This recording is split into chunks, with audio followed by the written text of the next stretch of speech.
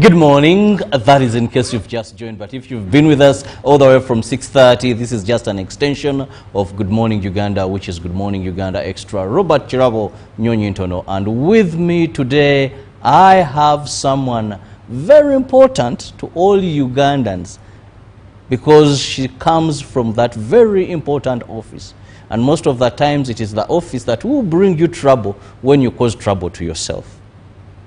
And today we want to also discuss something very important that can cause you trouble when you don't do it. Now, I am going to be discussing declaration of income, assets and liabilities by leaders come March 2025 this very year. And this is under the Inspectorate of Government. With me, therefore, I have Dr. Patricia Achen Okrel, who happens to be the Deputy Inspector General of Government. Now, every time you hear such, definitely that office, you know, its purpose is to ensure that there is transparency, there is accountability, and there is respect in terms of conduct of public servants. So we want to focus more on declaration of assets by public servants, which is mandatory. And when you look at the Leadership Code Act, it is a legal framework designed to promote integrity, accountability, and transparency among leaders and public officers in Uganda. The Act requires leaders and public officers to declare their income, assets and liabilities to the Inspectorate of Government, the IGG. So it is mandatory, it is not by choice. And with me is Dr. Patricia. You're most welcome. Thank you very much, my brother. You began by saying there's someone very important. Maybe I can put a disclaimer. It is the office that is important, but Patricia Chan Okiria is the ordinary Ugandan, a servant of the people. So I have an ordinary Ugandan you have from an a very important office. Yes, from an important office. So it's the office that is important. Yes, thank you very much, and good morning, viewers. Thank you for being part of this show. Today we are talking about declarations. It's very important to know that it's a time when we are preparing the roadmap to handle the declarations by leaders. Leaders declare every 2 years according to the law, and the time for declaration is going to be March this year. So from the 1st March to 31st March, the systems will be opened for leaders to declare their incomes, their assets, and their liabilities. And this is a requirement under the law because, like Ruben said, the Constitution of the Republic of Uganda and the Leadership Code Act and the Inspectorate of Government Act provides the IG with a mandate to enforce the Leadership Code of Conduct. Now, the Leadership Code sets a standard, a minimum standard of behavior or conduct expected of leaders or public servants. And the set of standards is provided for under the Leadership Code Act, and there is a requirement therein that leaders should be able to declare their incomes, their assets, their liabilities after every 2 years, just to ensure that what it is they have as property or assets are commensurate to their well-known sources of income. And it's in a bid to enforce the Leadership Code of Conduct, but also to promote transparency, to build that trust among the people we are serving. So this is a very, very important exercise. And among the standards expected of leaders and public servants under the Leadership Code Act is basically that duty and that responsibility to declare their incomes, their assets and liabilities. Doctor, for my viewer, please and please emphasize what government or the framers of this act, when they said declare what you have, to see if it is in commensurate or in tandem with what you earn. Many Ugandans today, if you look at what they have and what they earn, Doctor, the math doesn't math. So if we tell, how does this help? Well, this, like I said, it's the bid to promote transparency, accountability, and to ensure that what it is they have is commensurate. Because you realize, Ruben, there are people who do backyard things. Yes. Robert, sorry. There are people who do backyard businesses in their homes. There are people who not only depend on the salary, but they have got companies, they have got other things, they have got assets, they have got... They're from rich families? Yes. So this declaration is basically not to discourage people from having wealth, but for them to walk in a light so that everybody out there gets to know what your worth is. So who declares? Who should declare? Within the law, again, there are two categories of people who should declare, and these are public servants and the leaders. And this is provided for within the law. And then we now ask ourselves again, who then is this public servant? We're talking about public servants. Still again, it's provided within the law who a public servant is. And specifically within Article 175A and B of the Constitution, a public officer is clearly defined as that person holding or acting in public service and gets his salary from the consolidated fund, from the government of Uganda. It means any civil service. It means this person gets his emoluments from the government, emoluments for which are payable directly from the consolidated fund, and that is a public servant. So a public servant is that person who works in a civil capacity of government where payments, where emoluments are drawn from directly from the consolidated fund. And then this is a public servant. Then it's important for us to know who is a leader. Now when you look at Section 2 of the Local Government Act, Section 2 basically says a leader is a person who is holding or acting in any offices specified within Schedule 2. And Schedule 2 basically of the Leadership Code Act then breaks down the specified officers. It provides for political leaders, it provides for the specified officers as well, which includes all heads of government departments, divisions, all public servants, advised to ensure that they check this schedule. They check this schedule so that they know which category they fall in, so that when the period comes, don't again say, no, I didn't know whether I was a leader or a public servant, because it's all broken down quite clearly within the schedule. And sometimes people are wondering, but now declarations, what should we declare? Now, there are categories of people who should declare their incomes, their liabilities, and also their assets. You declare everything, your property, your land, your liabilities, your cars, you mention your children, you bring out everything that you have, your bonds, you know, your treasury bills, indicate the bank accounts and what is there, because it's just about promoting transparency and for us to ensure that what it is we have is commensurate with the leaders' well-known sources of income. When to declare, we've just said... Let's first look at what to declare. I know this is private information, but sometimes media, we get these... you know how media, we make way-throughs. But sometimes some declarations are very scary. A person can declare bicycles, and you wonder, is this... So because we talked of assets and liabilities. Now, one may have nothing in his name. And this is a technique of many public servants. I may be sleeping in a house, and the land title, if you're to search, belongs to somebody else. We drive cars in Kampala here, but the logbook is not in my name. You know, I buy property, I give someone else to buy property. Now, I can't say that this is my property because it's not in my name. The car is not in my name, the land title is not in my name.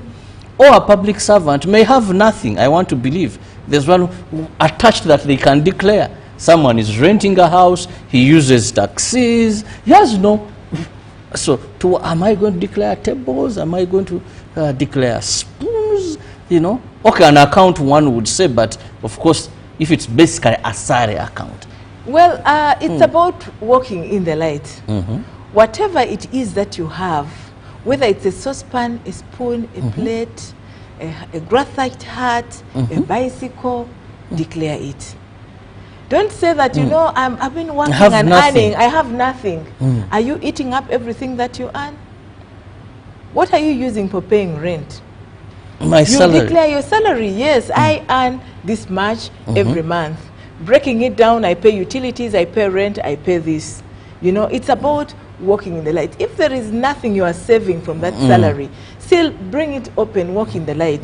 But if we see your standard of living is different from what it is you present yourself to be, it is something else. If I do verifications at some point and discover that you're paying utility bills, you're paying, and the property is registered in your name somewhere, there is a sale agreement, but you have not done the formal transfer, just like the example of the car you have given. You have bought this car, there is a sale agreement, you have not gone ahead to transfer this car in your name, and we discover that it is yours, then it is a sign of dishonesty. Here we are saying leaders should walk in the light and be able to openly declare what it is they have as their incomes, their assets, and their liabilities. Yes.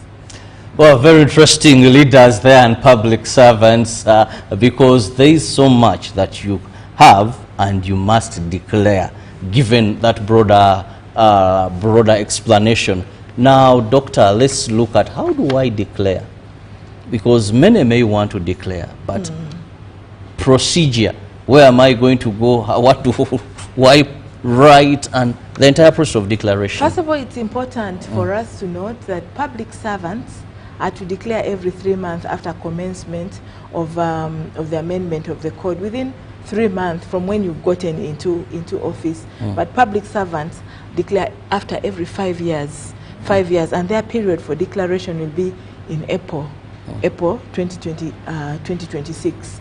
That is when public servants will be declaring. But leaders, like I said earlier on, their period for declaration is after every 2 years, as provided for within Section 4 of the Leadership Code Act, and they're supposed to be declaring their incomes within 3 months of assuming office, or after every 2 years in the month of March. And that month of March, dear leaders, is next month, where we are all supposed to be declaring. And also before exiting, sometimes retirement is clocking in, you're exiting, so you do the exit declaration to show that at the time you are exiting the organization or government, you had ABCD. It's a way of walking in the light, so that people don't say while you were there you were stealing, or you have illicit enrichment, and so on. So the last declaration period was in March 2021, and the next will be this year, this March, next month. And the declaration period for leaders falls within this year. And as the Inspectorate of Government, we already have a roadmap to assist you, to give you all the necessary support. We have got technical persons, whom we are calling the focal point persons, well trained in all ministries, departments, and agencies, to give the technical support to the leaders. So the IG is expecting to receive an estimate of 24,000 declarations from leaders eligible to declare during this period. So it is very, very important that if you're a leader and you know that you're eligible to declare during this period, please prepare. And it is not complicated. How do we declare? It's an online declaration. You just go, we are going to open the systems on the 1st of March, you log in and just update from your previous declaration. If you have added a vehicle, update and put it there with its number. If you've added land, or if you have subtracted by selling or disposing of anything, put it there. If God has blessed you with a newborn baby or children from the last period, indicate their names and their ages there. So only leaders are eligible to declare. What is the purpose of the children? It's important to know how many children you have, because when you're earning, you're supporting those children. You're spending on their school fees, you're giving them upkeep and maintenance, their welfare and well-being is on you. Yes. Okay. And then there are people also who again hide assets in the names of children or dependents. So it's important to be as open and as transparent. So what are the consequences for not declaring? Leaders who don't declare, again, the law is quite clear. According to Section 4.8 of the Leadership Code Act of 2002, a leader who fails to declare is basically punished within the law. He commits a breach of the code, and these breaches are prosecuted before the Leadership Code Tribunal. So we will compile and look at the leaders who did not declare. We will investigate the circumstances under which they failed to declare, and we submit these matters to the Leadership Code Tribunal. Now, Yes. let's look at, yes, you've talked about the impact of not declaring. It could be very easy to identify those that have not declared, definitely. But you're expecting over 24,000? Yes. Now, where is the capacity of your office doctor to verify, to ensure that all these have really given in facts? Because I don't think the aim is just for us to declare. The purpose to declare is for your office to carry out investigations and see if Chirabo Robert has said he only owns a bicycle, his children, plates, a bed and all this, for you to investigate and say no. Then when you find that actually he owns a house, he has bikes, he has cars, he has this, so that is when it makes sense. And I'll add, and quick to add also this, I think the last person or big fish, if I may use, what does history says? Since your office began, or since we had the law in place, has it given any meaningful impact? Because I only remember, because Honorable Ken Uchamus, who was once a victim of this, but then later I don't remember any. Well, thank you very much for that brilliant question.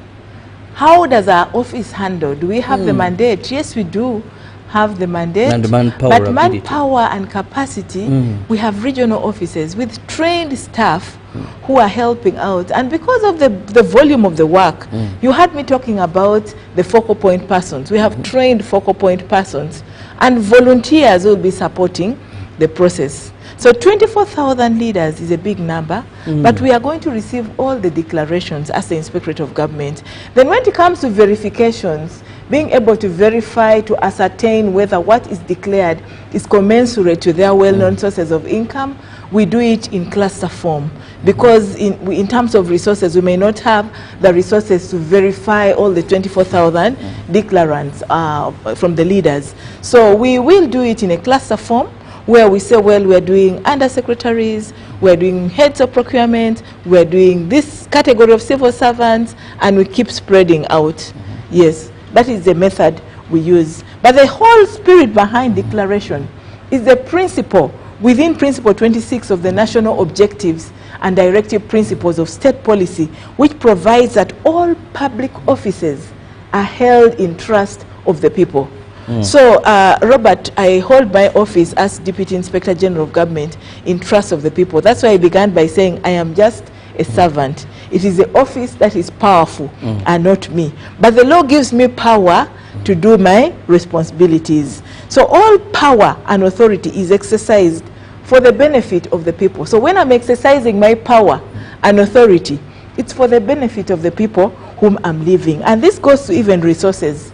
Resources entrusted to public offices are held in trust of the people.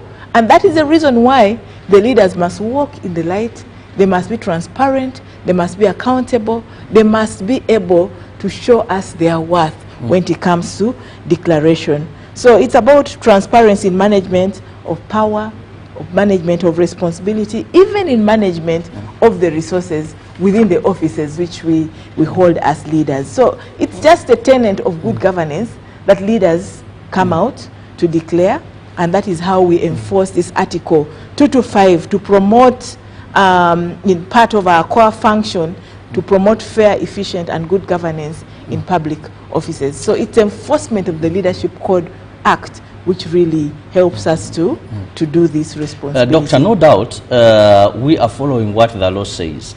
But the big question here is, this was put in place to promote transparency and accountability by leaders and public servants. And recently, I think that was last year or last year but one, we saw the IGG talk about lifestyle audit of leaders, of public servants, because she noted that many of them, if we are to nab them, the quickest way would be lifestyle audit. This brought a question in my mind. Why even bother when we have the declaration of assets and liabilities when you have this law in place? Because I believe it will be very simple. So has this law been of value in the fight against corruption? Has it been of any impact, can we say? If it is the leadership code of conduct you're talking about, it has been of great impact because now we basically rely on it to enforce this mandate of the Inspectorate of Government.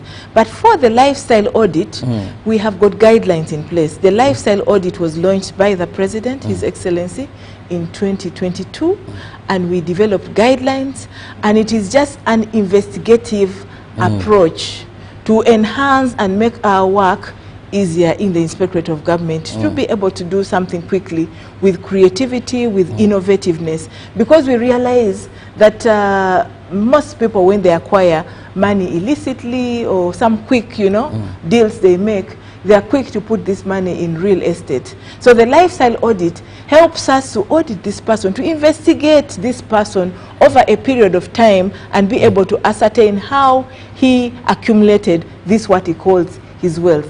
So if it is illicitly acquired, then you'll find that there is a fundamental change. Someone probably had a Probox he was driving, and suddenly he's driving a V8. Or he had a bicycle, and suddenly he's driving a very powerful machine.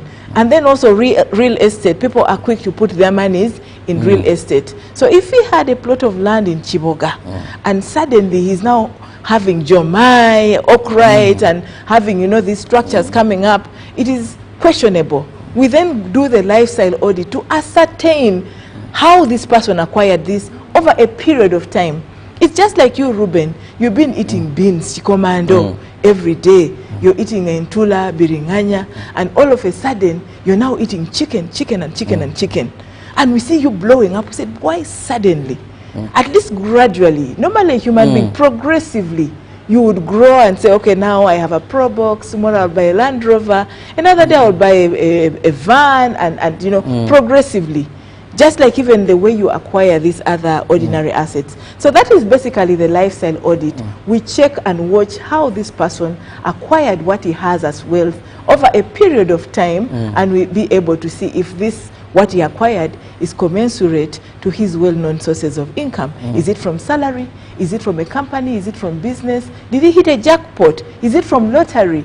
And so on. So the need for declaration is so that the IG is able to check and ensure that incomes, that assets, that liabilities of the public officers are basically equal to their legitimate sources of income for purposes of promoting transparency, accountability, and anti-corruption. Yes. Now, before I go for a break, Doctor, with the declaration, is there anything you can boast of as the office of the IGG that because you've implemented this, really we've been able to hold people accountable for non-declaration or for false declarations? Yes, we have situations where people have over-declared, they have declared beyond what they have in anticipation that they will get. We have situations where people have under-declared. He has got 21 houses and he's declared only 2 or 3. So those cases, we have been able, even non-declaration, we have been able to investigate and send them to the Leadership Code Tribunal. And the Leadership Code Tribunal has been able to prosecute a number of cases, close to 150.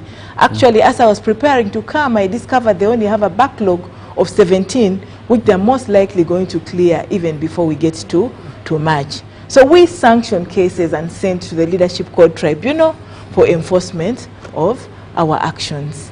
Yes. Well, I'll be going for a very short break, and when I return, we are still looking at declaration of assets by public servants and leaders in this country. And of course, the deadline is not very far. Come first next month, of course, all will be open for you to begin the declaration, and come 31st, you must ensure that you have done this declaration. Or if you fail, then you dance to the tune of the law. But remember, it's not all about declaring. You should declare the right things, what you have from legitimate sources. We'll return shortly.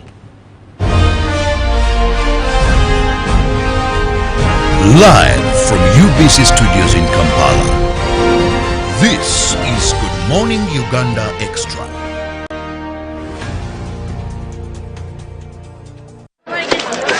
Juko. Yo. Wachikuwa. Check the shopping, man. What's your secret?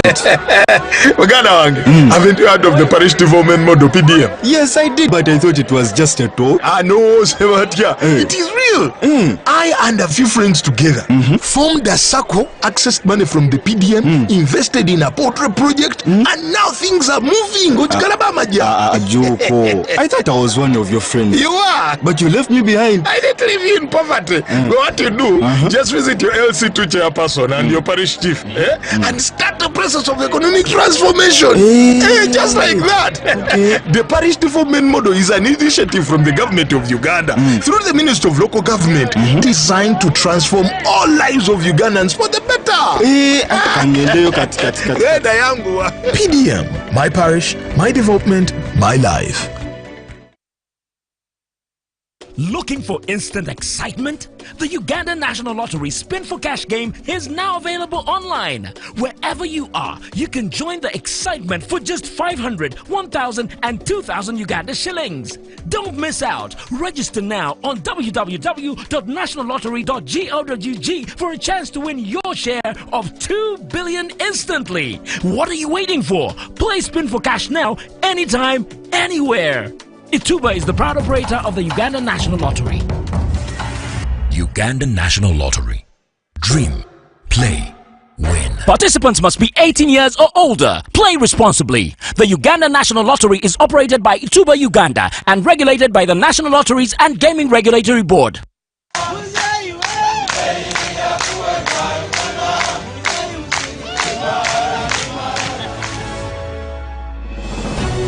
On Thursday, 6th February 2025, Greater Masaka region will host the 44th Tarehe Sita anniversary celebrations. Tarehe Sita commemorates the launch of the National Resistance Army's liberation struggle on 6th February 1981. The annual event is organized by the government and the Uganda People's Defense Forces UPDF. It aims to honor the spirit of community partnership and Pan-African solidarity. The anniversary will be celebrated under the theme Celebrating Pan-African Solidarity and the People's Sacrifice in Struggle for Freedom and Democracy for Socio-Economic Transformation. Join us on UBC TV Thursday 6th February as we relay the celebrations in real time.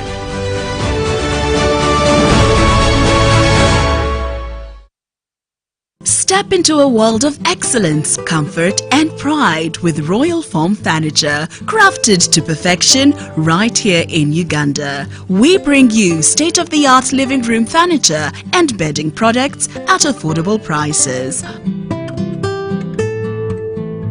Our wide variety of mattresses include orthopedic, pillow top, spring mattresses suitable for institutions like hotels and many others for home comfort.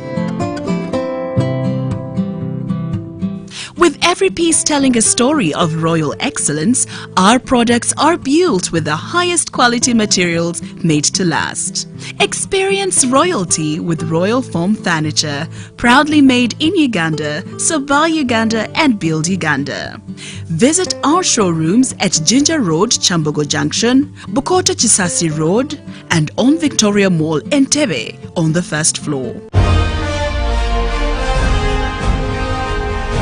Live from UBC Studios in Kampala.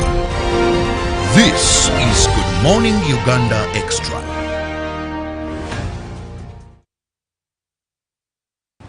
Welcome back from that break, and thank you so very much for keeping it with us on UBC TV. You're still watching the Extra, and with me I have the Deputy Inspector General of Government, Dr. Patricia, with me in studios, and we are looking at declaration of assets and liabilities by public servants and leaders in this country. Now, the window is opening on the 1st of March, that is next month, and it will be closing on the 31st of the very month. Consequences are dire if you do not declare. Now, Doctor, you said I must declare what I earn from legitimate sources, Yes. or incomes. Now, there is something known as a gift. Someone can gift me. I'm a reporter, maybe there is an incident, I brought it out, and this person feels I rescued their community. says, you know, Robert, a cow is there. Because they were stealing our cows, but regularly on your show, you talked about this. We saw police coming, and now they're no longer stealing our cows. And I've decided to give you this scarf. I've decided to give you this cow. I talk about issues of people dealing in cars, maybe the challenges they are going through, these new enhanced features. You know, he has been having challenges, and maybe all of a sudden action is taken. So, well, this man on TV, the man gifts me a vehicle. Says people are generous. I go MC a function, they enjoy very well the gigs we usually do. Someone comes up and says, you know what? I deal in land. I get a land title. So how do we, must I, because I didn't earn, I didn't work, I didn't use my salary, all my other earnings to acquire this, it is a gift. Yes. Thank you very much, Shirabo, for that brilliant question. And it has been a contentious issue out there. But when you look at the law again, in Section 2 of the Leadership Code Act, it defines a gift as anything of value which is given to a leader. Anything of value. It's given to you directly or indirectly, or it is solicited in your official capacity. It is a gift. It could be given to you at a ceremony or a ceremonial occasion. Like you have said, if you're given this cow, it is of value. You're going to get milk from it, you can sell it, you can generate income from it.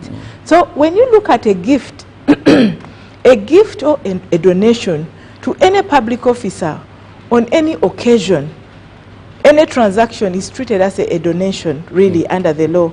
So it has to be taken as a gift, a donation, or even a commission to the institution represented by that public official. Like sometimes when I go to functions, they want to give me something, but they're not giving me, they're actually giving the institution, they're giving the title of Deputy Inspector General of Government. The gifts that are mine, I look at them like if you have painted my picture and brought, yes. So when can a public officer accept a gift? Now, a leader or a public officer can accept a gift if it's a donation from a relative, from a personal friend, to such an extent like that the occasion was regarded as a customary function, for instance, or it's a birthday gift, you can accept that. He may accept a gift like a souvenir as well. Like sometimes we do receive souvenirs when people travel to different countries. Like me, I like collecting the fridge stickers. Someone has been to Namibia, please bring me a fridge sticker, and I stick it there. And when I travel also, I keep sticking and sticking and sticking. So there are those souvenirs you may want to collect, or ornaments, as long as it does not exceed 5 currency points. That one is regarded as a gift. That is something beyond 100,000 shillings. Now, why should what should a leader do when they receive gifts? Normally, as a leader, ordinarily the law expects that as a leader we exercise due diligence by establishing the source and purpose of the gift given to us. Like I have seen members of parliament, they've gone on a trip, someone has donated an ambulance, and he wants to take it to his constituency.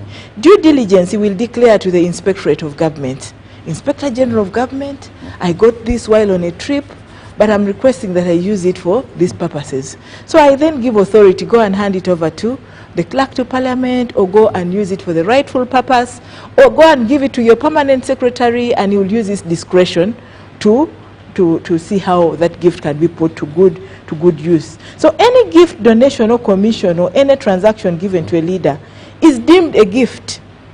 It's deemed a commission, it's deemed a donation, and that leader, if he's in doubt as to whether it is a gift or a commission or a donation, can ask for appropriateness from our office, can consult the Inspectorate of Government to advise, and again it's provided for within the law.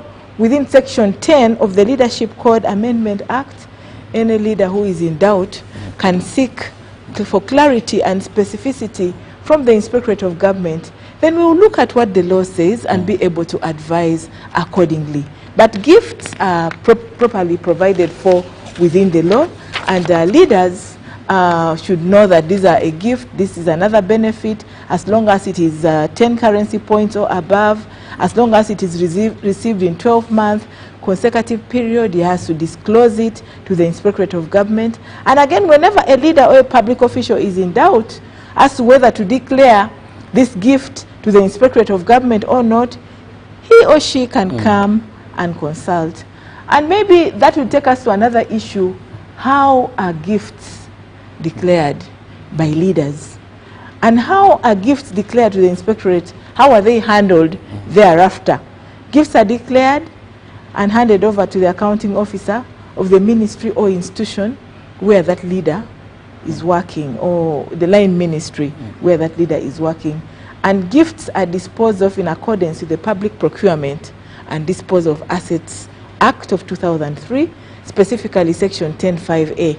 It has a procedure how a gift can be disposed of. And where a gift is in form of money, it can be deposited to the consolidated fund. If someone has said, well, this was a gift, it's a commission, it's this consolidated fund. And then the Inspectorate is responsible for issuing guidelines on how perishable gifts, like the live animal examples you're talking about, can be dealt with. Again, this is provided for within Section 10(5)(c) of the Act, and that is basically how we treat gifts in the Inspectorate. But there are many leaders out there who keep receiving gifts and they don't bother, but it is provided for within the law. If we are to promote accountability and transparency, it's important for us to walk the talk and walk in the light. And sometimes you might want to again ask that what are the repercussions of non-declaration of gifts or donations or commissions. Again, when you look at the law, specifically in Section 10(6), a public officer who fails to comply with the provisions commits a breach of the Leadership Code, and he or she can be prosecuted within the Leadership Code tribunal. But this is an aspect which requires a lot of dissemination so that leaders get to know how to deal with this. Yes. Well, Doctor, very interesting actually that even gifts you must declare. And one of the things I must say is many leaders, many public servants do not differentiate what is given to me and what is given to the office. I've ever seen one VIP, I won't mention, who was given a goat, and this is what she did. She told the young man, hold the goat, raise it in the space. I've now declared this as a gift to the office of the IGG. I said, is this, what level of unseriousness is this? So when I asked her, but you see, what is given to the office and what is given to me, that is where the confusion comes in, Doctor. Yes, you can't say that, yes, I love giving my examples. If I work on TV, now, I've gone somewhere as a presenter working on UBC TV. Someone says, Robert, I love your show. I love the fact that you talk about this. I love the show you do, because you don't own shows. I love the show you do or you present. Now, come. I've given you that motorcycle. Now, how do I bring that motorcycle to UBC, say this was given to UBC? Or if someone is an artist and says, let me paint, has a very good, say, sit there, all I can do is a painting of you, then gives you a very good portrait of me. But I was there, or I was sent there by UBC to represent UBC. Do I carry the me, then bring to office and has to be pinned in the MD or finance or whatever, or procurement? You know, differentiating well, many times people appreciate us for the work we do. Just like out there, I have been followed by several students and young people, because I'm also involved in mentorship and guiding the students and young people out there on issues to do with national values, accountability, and principles and good governance. But they appreciate, for instance, sometimes it's my birthday and they bombard the office and they have come, they have brought a painting of me. Now it's discretionary. You look and say this was brought to me and the occasion is a birthday, it is clear. If someone has given you a motorcycle and they have probably seen you suffering in borders, they want to ease his transport so that he maintains time on the studio so that we can keep enjoying this particular show. Well, you can walk in the light and let your accounting officer know that as a result of my good work, I have been appreciated. I've been appreciated, maybe at a birthday, name the occasion, or it was a Christmas gift, and that can be really handled. that way. But it is very important that leaders are as transparent.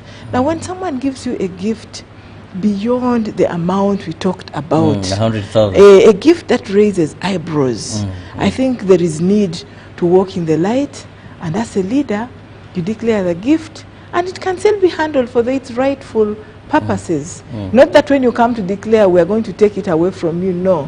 But there are gifts that should be handled by your accounting officer, depending on the purpose. What is the spirit behind this gift? Are you giving me this gift because you know I'm handling your case and you want to influence my decision to favor you with whatever it is, the directive I'm taking? So as leaders, we need to be very, very critical. We need to think out of the box, and we also need to do due diligence. What is the spirit behind the gift you are receiving? It may be at Christmas, it may be at Easter, it may be just at your place of work. Is it a commission? Is it a donation? Or it's just an innocent gift? So it's important for us to go by what the law says on how to treat this gift. Yes. Now, Doctor, what have been the common challenges under this declaration? Common challenge under this declaration is resource-wise. You realize that we are having to handle a number of leaders. I told you about the 24,000 leaders this period. But in terms of manpower, we are still thin on the ground. The inspectorate has got 16 regional offices, but even the 16 regional offices do not have the capacity to handle. And this is the reason why we go ahead to train focal point persons to help us, to support the ministries, departments, and agencies, and the leaders therein to be able to declare with ease. We have now also adopted the approach by UBOS, where we will rely heavily on volunteers to help us put these declarations together. Why are we doing that? Manpower challenge. But we are very hopeful that we'll get clearance by finance to actually recruit staff to beef up our operations as the Inspectorate of Government. Because like I hinted on earlier, when it comes to verifications, it is an activity, a mandate, a responsibility we cannot give out to the volunteers to do, neither can we give the focal point persons. It's an inner core business which we need to handle as the Inspectorate of Government, because remember, there are issues to do with privacy, there are issues to do with safeguarding people's declarations, there are issues to do with ensuring that we guard that bit, because there is the laws regarding privacy of the individual, and this is provided for in the Constitution as well. So and individuals have rights. When I declare, it doesn't mean that my declaration should be spread out and scattered all over the place so that the whole world gets to know what it is I earn and what it is I have. So we handle that, but as a challenge, we need support, we need more funding, we need more staff to be able to be more efficient and effective. And this is the reason why when it comes to verification, we cannot verify all the 24,000 leaders at once. We'll cluster it and do it in categories and components and bite what we can chew within our resources as the Inspectorate of Government. Yes. Well, just reminding you, come next month, the avenues for you to declare will be open, and this is an online process. This also brings me to ask, these things of online sometimes have a number of challenges. I know, Doctor, you may not be the technical person there, but of course as an office that has a stake into this, how swift, how easy is the entire process? Well, the entire process is very easy, and it's doable even for someone who doesn't have IT knowledge, because you just log on and get your declaration. They will give you a coupon, a PIN, which you'll use for logging on, and then you access what you declared previously and just go through, update, and submit. It's as easy as that. But nevertheless, like I said, we have trained technical people who will be giving support in the countryside. Because there are regions where people will say, we didn't have data, we didn't have network, we didn't have... So the Inspectorate of Government will actually reach out in some of those regions, like Karamoja region, the West Nile region, the Acholi sub-region, and help those leaders who are having difficulty in the area of data and IT-related issues. We will give support in that area, yes. But it is very simple. Any leader can log on in whichever part of the world you're in, as long as you have got Wi-Fi, you have network, you can log on and be able to declare and submit your declaration from wherever you are in the world. Yes. We also know this is mandatory. This is a matter of law. But how responsive have Ugandans been? Well, Ugandans have been very responsive, especially the leaders, because recalling the last declarations in 2022, we had a response of 85%. 85% is a good number, because if you look at getting 100%, then we started sieving to see the people who didn't declare and the reasons they had. Others were sick, others we discovered were not updated the database and they had retired and long gone and ceased to be leaders. Others had passed on, and well, when we updated the database, we then came with the real statistics. But we are able to have a good number of people who didn't declare, and we have verified and done investigations and sent to the Leadership Code Tribunal. Yes. Sent to the Leadership Code Tribunal. That is not a place you'd want to be. Either a public servant or a leader at any level. Time is very clear for you. What to declare, we've also discussed. And very important also is to ensure that the spirit, when Doctor has been explaining, she's dwelled so much on you, the individual. Yes, the law is there. But you as a leader, you as a public servant, that willingness, it all goes back to your willingness to ensure that you are a transparent leader, you are an accountable leader, because most of the times we fear the law and we do things because of the law. But someone once told me doing the right thing is doing that thing when no one is seeing you, and even if no one is there to hold you accountable. I think those are the leaders that we deserve. Well, time seems to be flying so fast, but Doctor, I'll just give you about 3 or 2 minutes to have yes, your in the last shot. 3 minutes or 2, it's important for us to also know that there are breaches, there are penalties within the law, and for every breach there is a penalty. And the Leadership Code Tribunal basically presides over these cases, and penalties can be a fine, can be a caution, can be demotion, can be dismissal for failure to declare, for under-declaring, for over-declaring, and all the other offenses. So when you fail to submit a declaration, then there is a penalty for that. But as I conclude, I would urge all of you leaders, be responsible. This is your part to play, to show and demonstrate transparency, accountability, and anti-corruption, so that people get to know what you're worth, and so that people get to build trust in whatever it is you're doing. So it's important to declare. Do not wait for the 11th hour. We are going to launch the period of declaration on the 28th February in the judiciary, and the systems will be opened on the 1st of March, which is a Saturday. Please log on, take your time, update what you declared previously, and declare in time, so that you don't wait for the 11th hour. Many times people are procrastinating. I'll declare next week. I'll log on to the system in 2 weeks' time. No, I'll declare at the 11th hour before the system closes. Usually at the 11th hour, so many people are on the system, and it may get a bit slow. So it's important that we do this early as responsible leaders. Thank you very much for listening in. May God bless you. I wish you a fruitful day ahead as you prepare to declare your assets, your incomes, and liabilities to the Inspectorate of Government. Thank you. Well, thank you so much, Doctor. All has been said. We now await, the office awaits to receive your declaration of your incomes, assets, and liabilities. All this is aimed at promoting transparency and definitely fighting abuse of office and corruption. Have the best of your day. See you tomorrow, the good Lord willing. Good morning. Live from UBC Studios in Kampala. This is Good Morning Uganda Extra.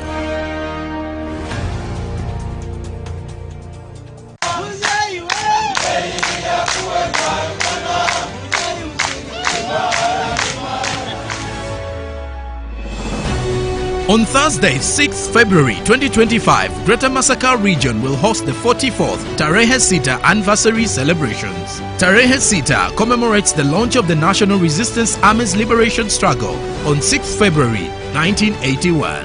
The annual event is organized by the government and the Uganda People's Defense Forces UPDF. it aims to honor the spirit of community partnership and Pan-African solidarity. The anniversary will be celebrated under the theme Celebrating Pan-African Solidarity and the People's Sacrifice in Struggle for Freedom and Democracy for Socio-Economic Transformation. Join us on UBC TV Thursday 6th February as we relay the celebrations in real time.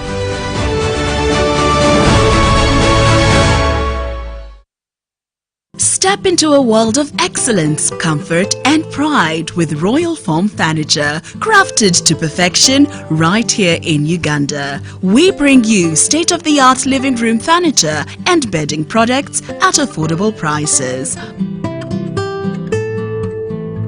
Our wide variety of mattresses include orthopedic, pillow top, spring mattresses suitable for institutions like hotels and many others for home comfort.